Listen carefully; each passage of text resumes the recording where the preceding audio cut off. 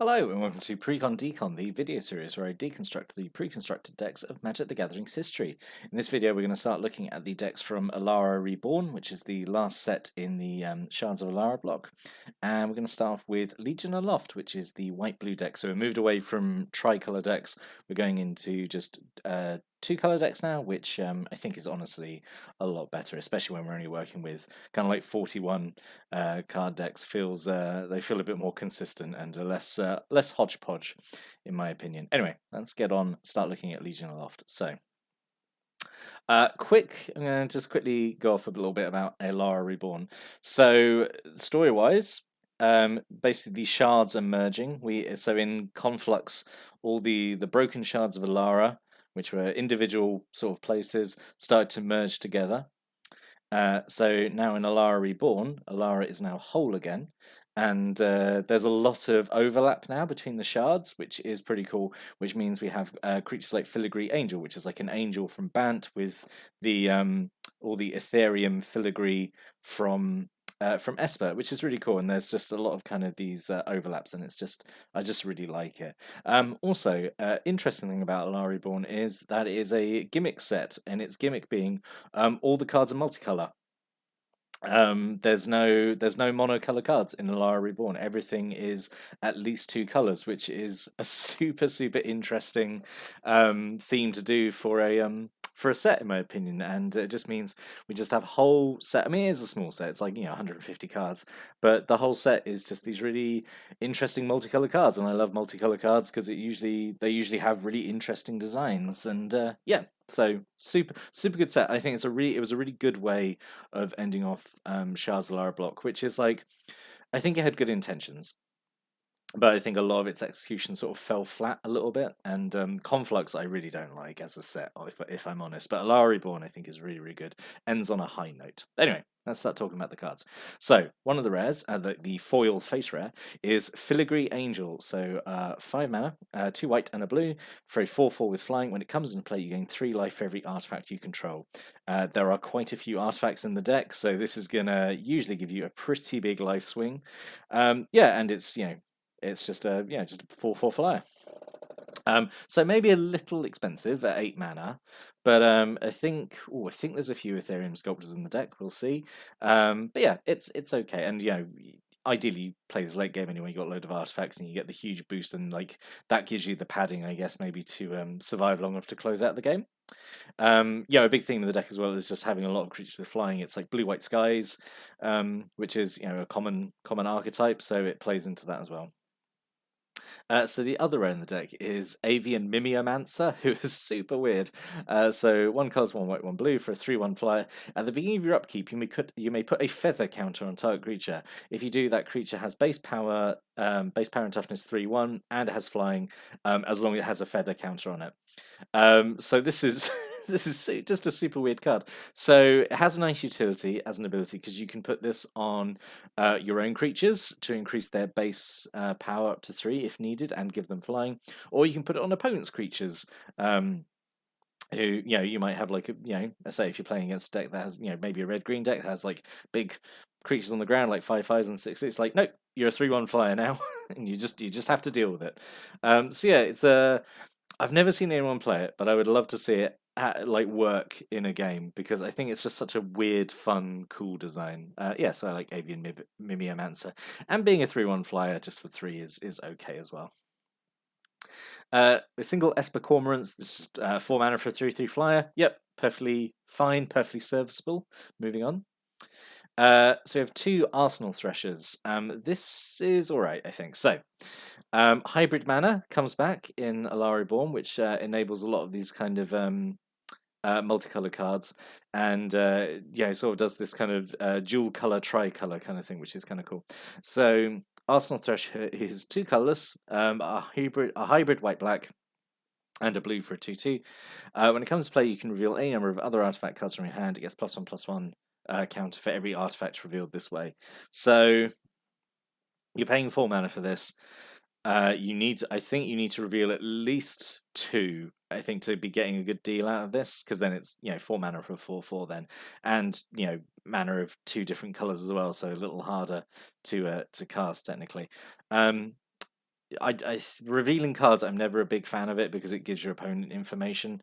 Yeah, you can always reveal things that you're gonna play anyway.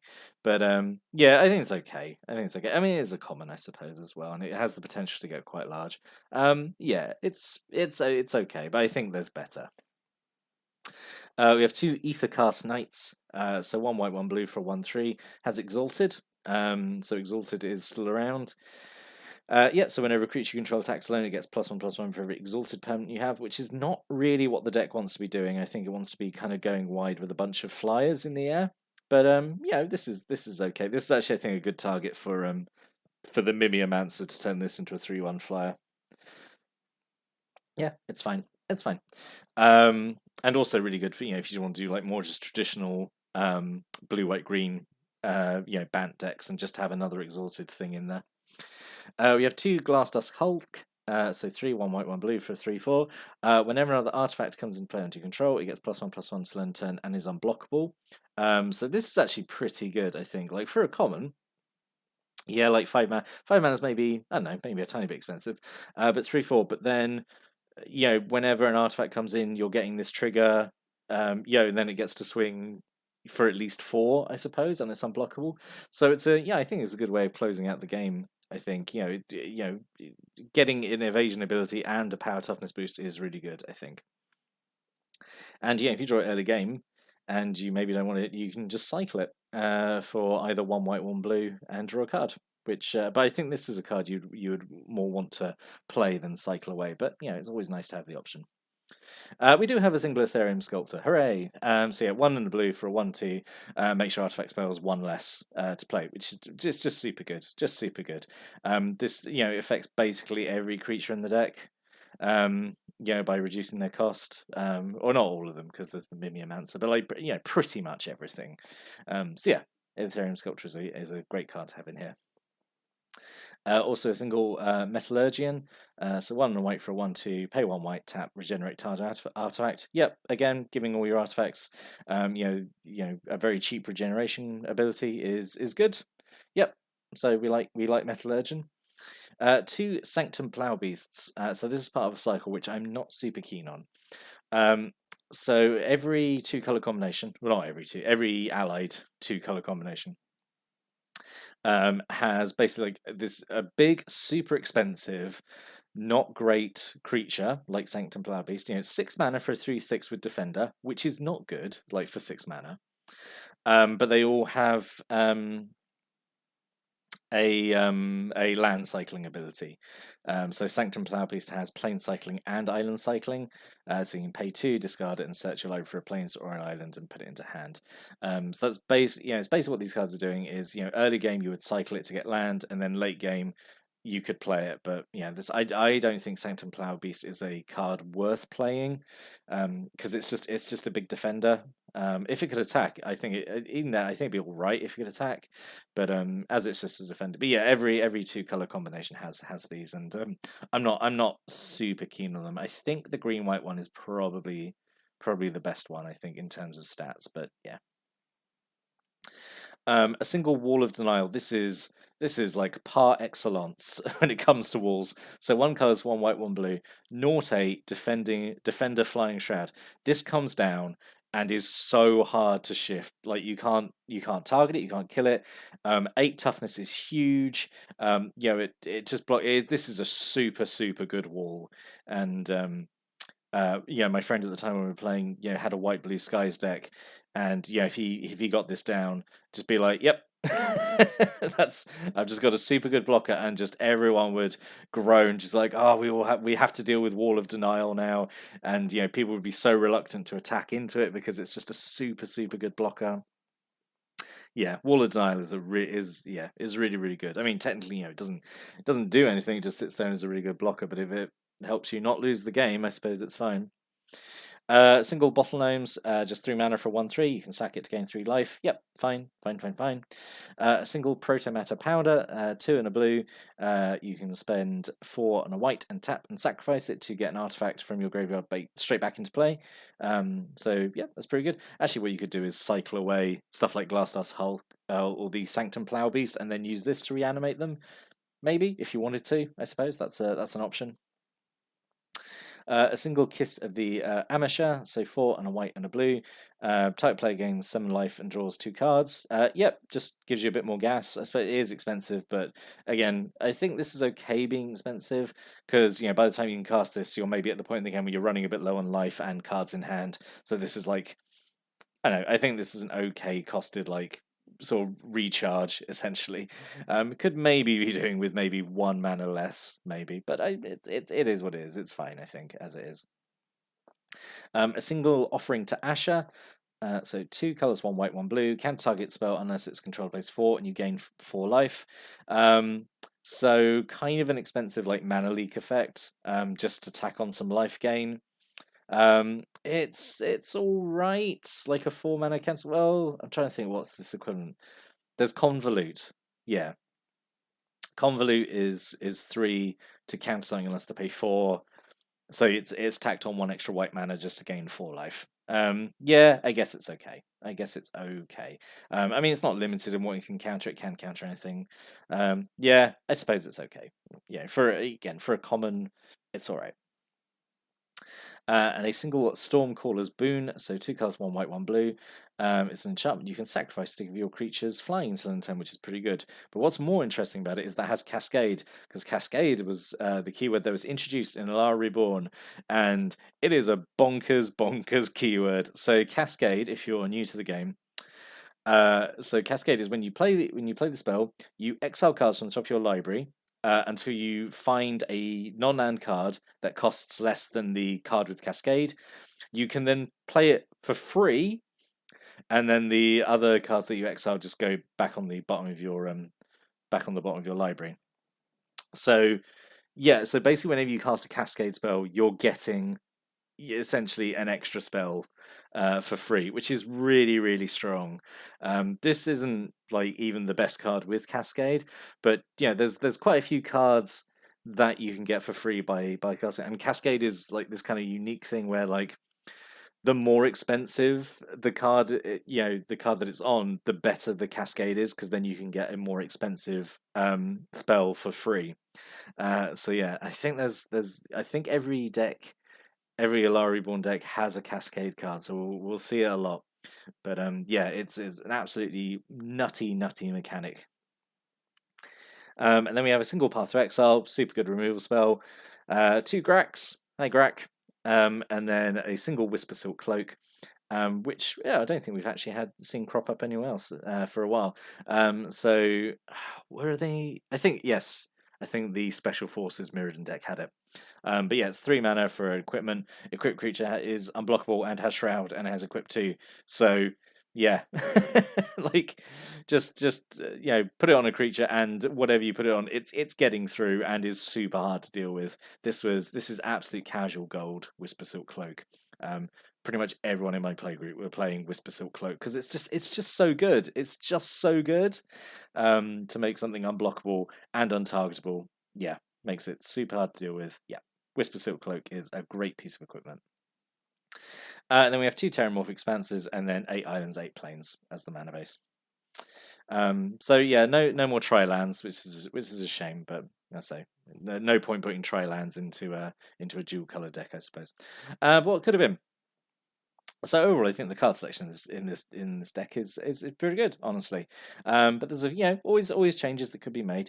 Aethersworn Shield Mage I thought could be okay. So 1 white and a blue for a 2/2 with flash. When it comes to play, you prevent all damage that would be dealt to artifact creatures this turn.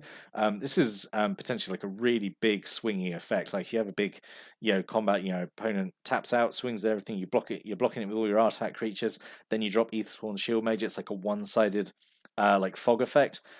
Yeah, really good. It's a good card. I think it could have worked in here. Talon Trooper, it's just a cheap flyer. I just thought it could go in here. I don't think it's necessary when you've got the Esper Cormorants, but I thought maybe it could go in here just because it's like a new card, and it would maybe be better to have that than the Cormorants, maybe, I guess. I don't know. But then it's not an artifact creature, it's not getting all the other nice synergies. Field miss border posts. I'm gonna suggest the border posts in pretty much all these Alara Reborn videos, so be warned. But the border posts, what they do is so they are one colorless and then one each of the two allied colors, and they all have this thing where like you can pay one and return a basic land you control to owner's hand rather than pay its mana cost, and it comes to play tapped, and it gives you 1 mana of either color. So, what you can do, you can potentially play this turn one. You play, pay a basic land, tap, return it back to hand, and then you got the border post. So it's a very roundabout way of doing a dual land, I suppose. But it's okay. The fact that you can get some, it's kind of like the bounce lands from Ravaging, I suppose. You can tap the lands, get some use out of them before you return them back to your hand, I suppose. But it's okay. In all the decks, I think this definitely, it would have been okay in here, just because it's an artifact. It has all the synergies with stuff that cares about artifacts. But I am going to suggest this in everyone, just I think it's been more interesting to have than maybe like Terramorphic Expanses or whatever. Unbender Time could have gone in here, I suppose. Two white and a blue. Just lets you untap another target permanent. That's always useful to have, I suppose, as an effect. Shield of the Righteous. I don't think any of the Alara Reborn decks have their coloured equipment either. So every 2-color combination again has like a colored equipment. So Shield of the Righteous, 1 white, 1 blue. It's an equipment. Equip creature +0/+2 and has vigilance. And whenever it blocks a creature, that creature doesn't untap during its controller's untap step. So like stuns a creature it blocks, makes it unable to attack next turn. So could have gone in here. Could have found room for it maybe. If only it had been 60 cards, right? Esper Stormblade could have gone in here. So it is 1 white-black hybrid and a blue for a 2/1. As long as you control another multicolored permanent, which you will, a lot of the deck is multicolored, it gets +1/+1, has flying. These blades, because there's one for each shard, are super, super good. I built a deck with them ages and ages ago, and they are surprisingly good for their cost. But this could have gone here. It's an artifact creature, and it becomes another flyer, which is kind of what the deck wants. And also, I mean, you could have had Thopter Foundry in here. So this is kind of like a notorious card, just because it combos with Sword of the Meek from Time Spiral block to basically just go infinite. But you could have put this in here, where it's a bit more innocent. So 1 hybrid and a blue. You pay 1. You can sacrifice a non-token artifact to put a 1/1 blue Thopter artifact creature token into play, and you gain 1 life.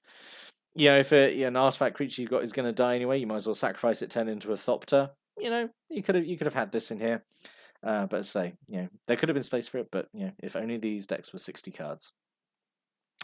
So I think this one's actually pretty good. And that's with me historically not really liking white and blue. But in terms, I think this is pretty good. Like it's white blue skies with sort of a lot of artifact synergies. Which is, I think, it's perfectly fine. It's very straightforward. I think it would play okay out of the box, and feel pretty good. I don't think there's any necessarily like bad cards in here. Like maybe not great, like the Sanctum Plough Beasts and the Arsenal Thresher stick out to me as like things you could cut. But overall, I think it's pretty good. It has a path to exile at least, which is pretty good as well. So that's just my thoughts. I think it's pretty good. If you got any thoughts, opinions, comments, stories about this deck, put a comment below. I'll give them a read. But I'll be back next time. I'm going to look at another Alara Reborn intro pack. Until then, thanks for watching and listening. Have a great day.